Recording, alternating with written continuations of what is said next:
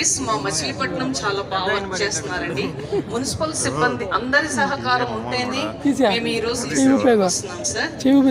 కాబట్టి వాళ్ళు కూడా రోడ్డు వచ్చినప్పుడు చెట్లు అదండి గానుగ చెట్లు, వేప చెట్ల యొక్క ఆకుల్ని నేను కలెక్ట్ చేయటం, ఒక గుంట తీసి పెట్టడం, దాని మీద ఆవు పేడని కలెక్ట్ చేసి దాన్ని నిల్వ చేసి నీటిలో పెట్టి బెల్లం నీళ్ళు వేసి ఫెర్మెంట్ చేసి దాన్ని ఎరువుగా ఉపయోగించుకుని నా మొక్కలకి నేను ఉపయోగిస్తున్నాను సార్. అట్లాగే నన్ను ఇన్స్పైర్గా తీసుకుని దాదాపు ఒక 15 ఫ్యామిలీస్ కూడా టెర్రస్ గార్డెనింగ్ చేస్తున్నారు సార్. అట్లాగే చిన్నప్పటి నుంచి కేవలం మా పెద్దవాళ్ళ స్థితి మాది అయిపోతుంది ఏజ్.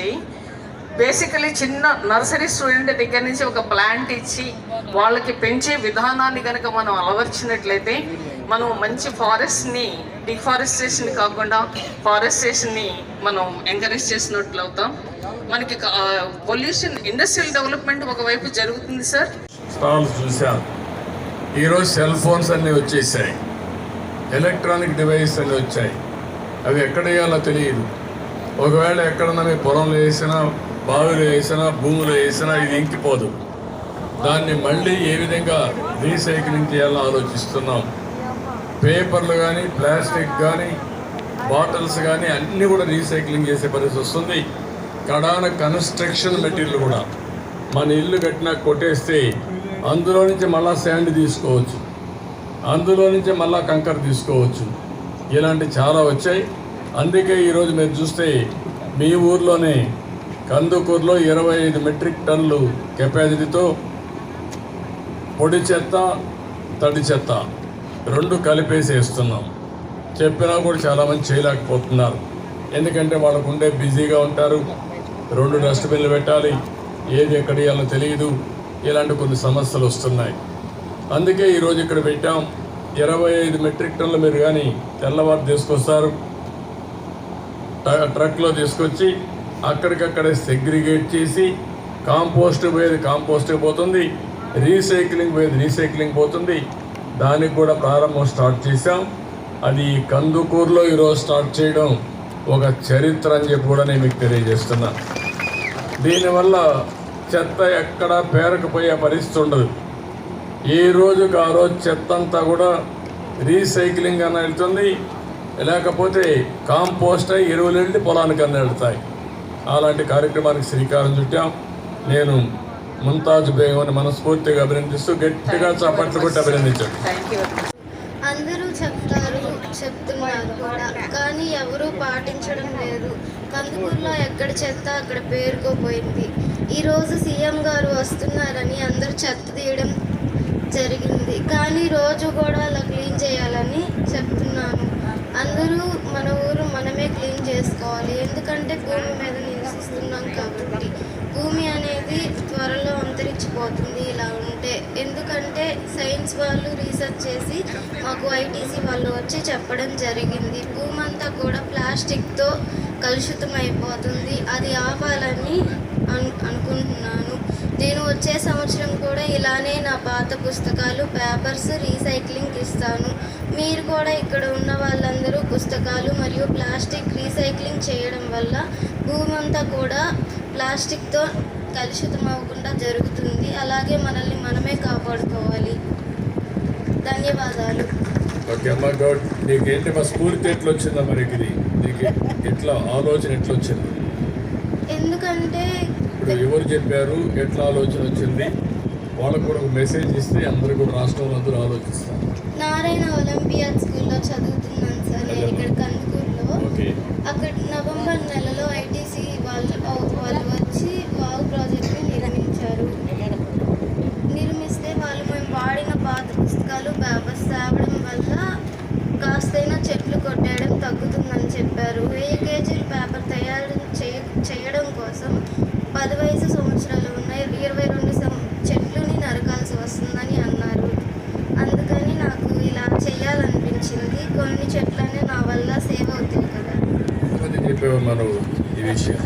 చాలా మందికి చెప్పావమ్మా? విన్నారా నీ మాట? విన్నారు, బుక్స్ కూడా ఇచ్చారు సార్. ఎంతమంది ఉంటారమ్మా? ఎంతమంది విన్నారు? నువ్వు చెప్పినాక ఎంతమంది విన్నారు? ఒక 20 మంది అలా. 20 మంది. బుక్స్ నీ పేరేంటమ్మా? దీప్తి, సన్నిపోయిన దీప్తి. దీప్తి చెప్పింది మీరు విన్నారు. ఒక సామాజిక స్పృహ. ఏదైతే పుస్తకాలు తయారు చేయాలంటే కాగిత పరిశ్రమ నుంచి వస్తాయి. కాగితాలు తయారు చేయాలంటే దానికి కావలసిన వుడ్ కావాలి, బల్బ్ కావాలి. అది చెట్ల నుంచి వస్తుంది. కాబట్టి చెట్లు నరికి ఆ చెట్లన్నీ కూడా పల్ప్గా కన్వర్ట్ చేసి పేపర్గా తయారు చేస్తారు. ఐటీసీ ఈరోజు తీసుకునే ఉద్యమం పుస్తకాలను తీసేపోయి మళ్ళా పుస్తకాలు తయారు చేస్తారు, మళ్ళా పేపర్ తయారు చేస్తారు. దానివల్ల ఈరోజు చాలా వరకు చెట్లు నరికే పని పోతుంది. భవిష్యత్తులో మనం అందరం ఆక్సిజన్ కావాలి. చెట్లు ఆక్సిజన్ పెంచుకుంటే, కార్బన్ డైఆక్సైడ్ పెంచుకుంటే ఆక్సిజన్ వదిలిపెడతాయి. మనకు ఆక్సిజన్ అవసరం.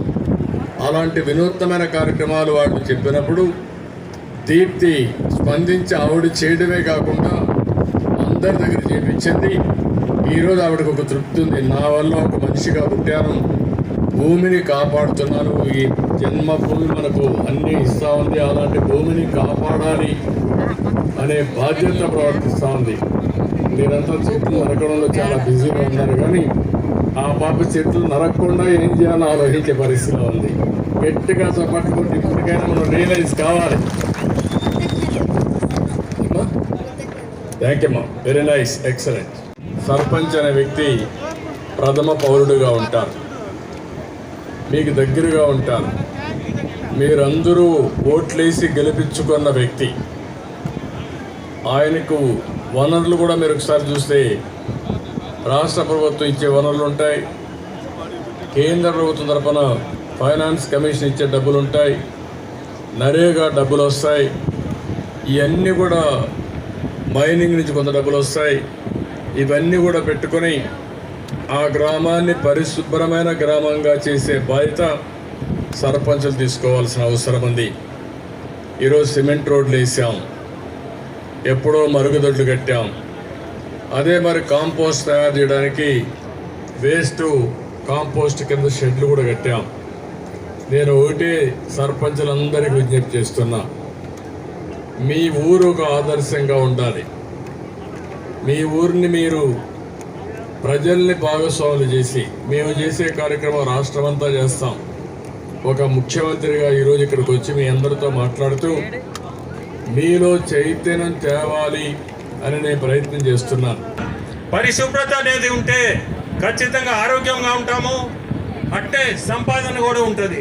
నేను మీ అందరికీ ఒకటి చెప్పాలా, పోయిన గవర్నమెంట్లో చెత్త మీద పన్ను వేశారు, ట్యాక్స్ ఆన్ చెత్త మీద ట్యాక్స్ వేశారు. ఈరోజు చెత్తతో సంపాదన చూపిస్తున్నారు మన ముఖ్యమంత్రి గారు. మీ అందరం కూడా ఈ విజనరీ లీడర్కి ప్రతి ఒక్కరూ ధన్యవాదాలు. ఖచ్చితంగా మీరందరూ కూడా ఆ పున్నని తీసేసి ఆ దుర్మార్గు పాలన నుంచి మనం బయటపడ్డాము. ఈరోజు సంపాదన అనేది మీ అందరి కళ్ళ ముందు కూడా చెత్త నుంచి సంపాదన, ఇది మంచి కార్యక్రమము.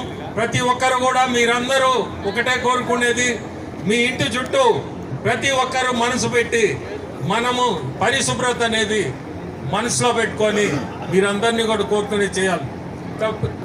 తర్వాత బీపీసీఎల్ ఇప్పుడే మన ఎమ్మెల్యే గారు చెప్పినట్టు ఇండోసోలు ఇటువంటివన్నీ కూడా కందుకూరు కాన్స్టిట్యుయెన్సీకి రావడం మన అందరి అదృష్టం. నా పార్లమెంట్లో రావడం చాలా అదృష్టం. ఉద్యోగాలకు కూడా మనకి మంచి అవకాశం ఉంటుంది. అట్నే సార్ని కోరుకునేది జగదత్తి ఎయిర్పోర్ట్ అనేది మనకి ముఖ్యం. నెల్లూరుకి ఎయిర్పోర్ట్ అవసరం. చంద్రబాబు నాయుడు గారు ఒక ఉద్యమానికి శ్రీకారం చుట్టారు. ఆ ఉద్యమం ఈ రోజున కందుకూరు పట్టణానికి చేరుకుంది.